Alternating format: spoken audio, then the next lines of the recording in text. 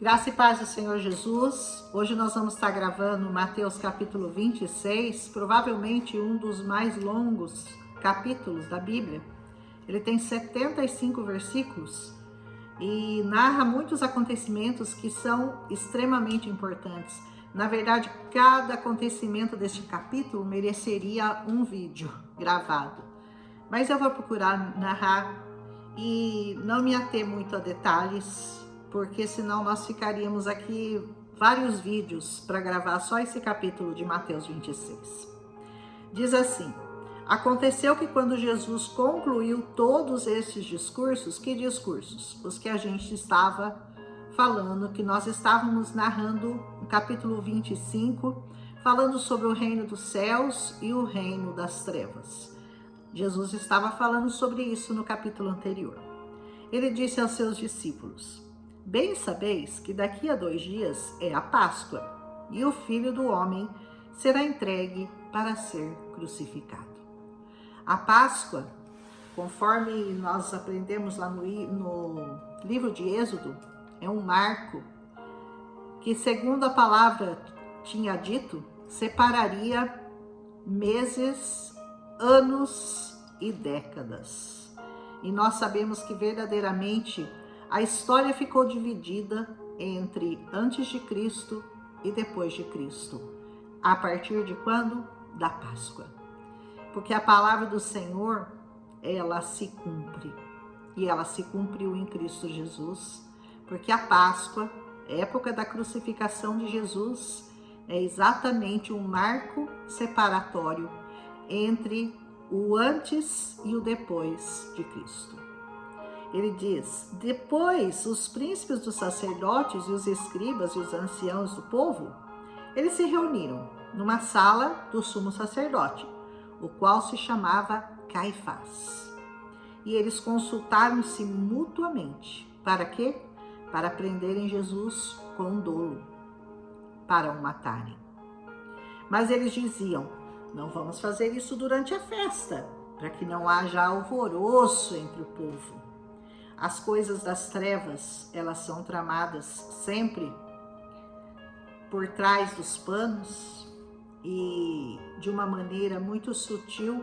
Se a gente soubesse tudo que é tramado nos gabinetes, nos lugares secretos, nós ficaríamos muito assustados. Mas vai haver um dia em que tudo isso será posto às claras e nós veremos exatamente quem tramou o que contra quem. Mas essa trama foi com certeza e de longe a pior, a mais dolorida e a mais necessária de toda a história da humanidade. Diziam: não durante a festa, para que não haja alvoroço. E, estando Jesus em Betânia, em casa de Simão o leproso, aproximou-se dele uma mulher com um vaso de alabastro com um unguento de grande valor, e derramou sobre a sua cabeça quando ele estava sentado à mesa. E os seus discípulos, vendo isso, indignaram-se, dizendo: por que esse desperdício? Pois esse unguento podia se vender por um grande preço e dar o dinheiro aos pobres. Jesus, porém, conhecendo isto, pensamentos, disse-lhes: por que afligis esta mulher?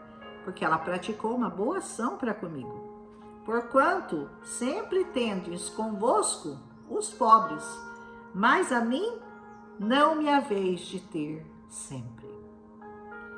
Ora, derramando ela este unguento sobre o meu corpo, fê-lo preparando-me para o meu sepultamento. Que palavras, né? Dolorosas, como Jesus já sabia de tudo que ele passaria, como deve ter sido difícil para o Senhor. Mas ao mesmo tempo em que tramavam a sua morte, uma mulher o reconhecia como Senhor, como Salvador, como Cristo, como aquele que veio para remir e para salvar toda a humanidade. E ela não pensou 2 vezes, ela derramou sobre ele aquele unguento caríssimo, caríssimo. Nós nem podemos imaginar o valor desse unguento hoje. É como se você pegasse um vidro do perfume mais caro que existe e jogasse tudo fora.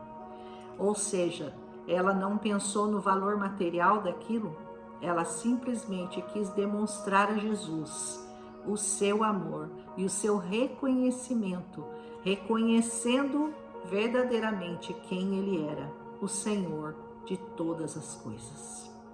Quanto de unguento você tem derramado aos pés do Senhor? Você tem derramado aos pés do Senhor tudo o que você tem de mais valioso nessa terra? Aquilo que você tem guardado a sua vida toda, você tem colocado nos pés do Senhor para honrar o nome dEle, para glorificar o nome dEle, para dar a Ele a honra e a glória que lhe é devida? Ou você tem guardado o seu melhor? Você tem guardado o seu unguento para você mesmo, para as suas necessidades, para os seus prazeres, para os seus deleites? O que você tem colocado aos pés do Senhor? Que unguento você tem derramado aos pés do Senhor? Aquilo que te sobra? Aquilo que você não precisa? Aquilo que você não usa? O lixo?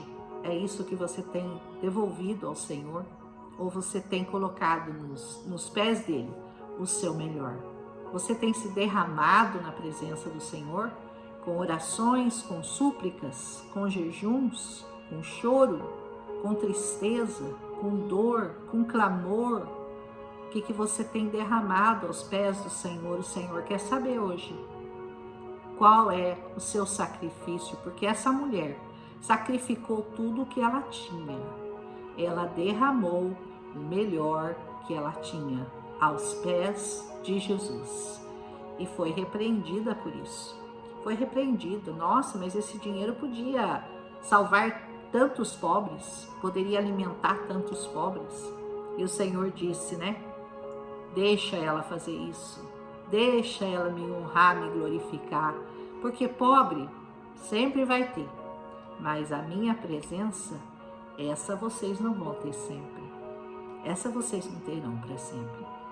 Então, se você tiver que derramar alguma coisa aos pés do Senhor, derrame sempre o seu melhor. Amém? Essa mulher nos ensina muito. Essa mulher nos ensina demais. Aleluia? E continuando, né? Ora, diz ele, derramando esse unguento sobre o meu corpo, ela fez preparando-me para o sepultamento. Jesus já sabia que ele seria sepultado, como ele sabia que ele ressuscitaria no terceiro dia. Sabia de tudo, né? Sabia não, sempre soube, ele sabe de tudo.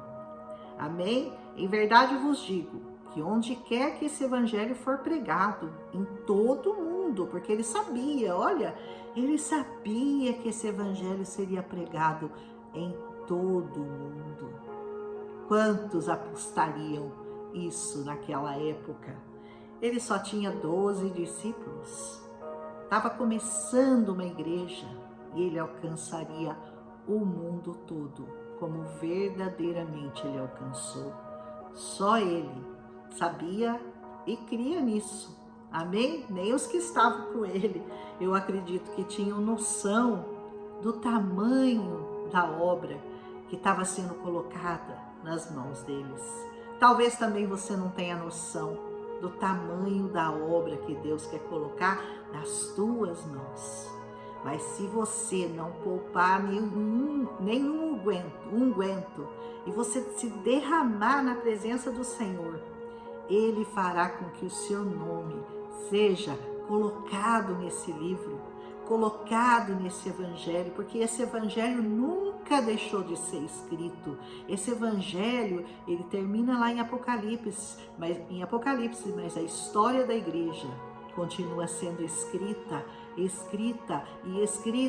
para que ela se cumpra na eternidade. E você pode fazer parte do cumprimento dessa palavra. Para bem ou para mal você fará. Porque no último dia nós seremos todos julgados por termos crido, por termos obedecido, por termos seguido, por termos sido obedientes a essa palavra, ou por termos feito exatamente o oposto, por termos ignorado essa palavra, por termos ouvido falar de Jesus como se ele fosse mais um, não dando a ele o valor que lhe é devido. Amém? Vamos continuar. Então, ele diz que aquela mulher seria lembrada para sempre pelo que ela tinha feito. Realmente todo mundo já ouviu falar dessa mulher que derramou um unguento aos pés de Jesus antes dele ser sacrificado, né? Antes dele ir para a cruz. E ele disse, um dos 12, chamado Judas, foi ter com os principais dos Iscariotes, dos sacerdotes. E ele disse, o que vocês querem me dar? E eu o entregarei a vocês. E eles lhe pesaram 30 moedas de prata. E desde então, ele começou a pensar num jeito, uma oportunidade para entregar Jesus. 30 moedas de prata é um valor muito significativo, é um valor muito interessante para nós lembrarmos lá no Velho Testamento. Se nós já vimos essa passagem, o profeta Zacarias, ele foi pesado também, ele disse, pesaram o meu trabalho de pastor e me deram 30 moedas de prata. E sabe o que ele fez com essas 30 moedas de prata? Ele depositou no templo do Senhor. Ele devolveu aquilo que pagaram a ele pelo trabalho dele de pastor. Ele devolveu ao Senhor. Ele não quis aquele valor. Procura lá no profeta Zacarias que você vai ver as 30 moedas de prata de Zacarias. Preço que pagaram pelo pastoreado dele, pelo trabalho dele como pastor. Aqui para entregarem a Jesus, para entregarem nas mãos daqueles que o levariam até a cruz, daqueles que tramavam contra ele, daqueles que desejavam que a voz dele fosse calada. Nunca conseguiram que a voz do Senhor se calasse. Nunca conseguiram, porque quanto mais perseguiram a igreja, quanto mais bateram em cristãos, mais ela cresceu, mais ela se expandiu, mais ela ficou conhecida, como ela é conhecida até hoje. Aleluia! E no primeiro dia da festa dos pães ázimos, chegaram os discípulos juntos de Jesus, dizendo, onde queres que nós façamos os preparativos para nós comermos a Páscoa? E ele lhes disse, vão até a cidade, até um certo homem, não disse exatamente qual homem, algum homem que eles encontraram, e era o homem certo, né? Um certo homem. E ele lhe disse, o mestre lhe diz, o meu tempo está próximo, e em tua casa eu celebrarei a Páscoa com os meus discípulos. Eu fui no cenáculo onde a Páscoa foi celebrada, e eu achei o lugar muito lindo. Todo lugar que você vai em Israel é sempre uma emoção muito grande conhecer esses lugares aonde Jesus passou. E ele lhe disse, os discípulos vieram ter com Jesus, que lhe ordenara, e como eles tinham ordenado, eles assim fizeram e prepararam a Páscoa.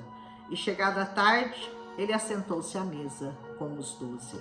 E comendo com eles, lhes disse, em verdade, eu vos digo, que um de vós me há de trair.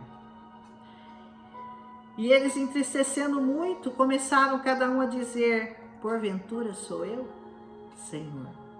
Porventura é você que vai trair Jesus? Até hoje essa pergunta não quer calar. Até hoje essa pergunta é feita. E muitos Judas Iscariotes se levantaram depois desse primeiro aqui. Muitos traem a Jesus por causa de 30 moedas de prata. Trocam a bênção da vida eterna por algum dinheiro nessa terra. Negociam a palavra de Deus. Usam da palavra de Deus para bens próprios, para bens indevidos. Mas ai daquele por quem a traição vem. Ai de cada um de nós, se nós não cuidarmos para não trairmos ao Senhor Jesus. E como nós traímos ao Senhor Jesus? De várias maneiras, de muitas maneiras. Com gestos, com palavras, com atitudes, mas principalmente por negarmos às outras pessoas o direito de ouvirem essa palavra como ela tem que ser pregada.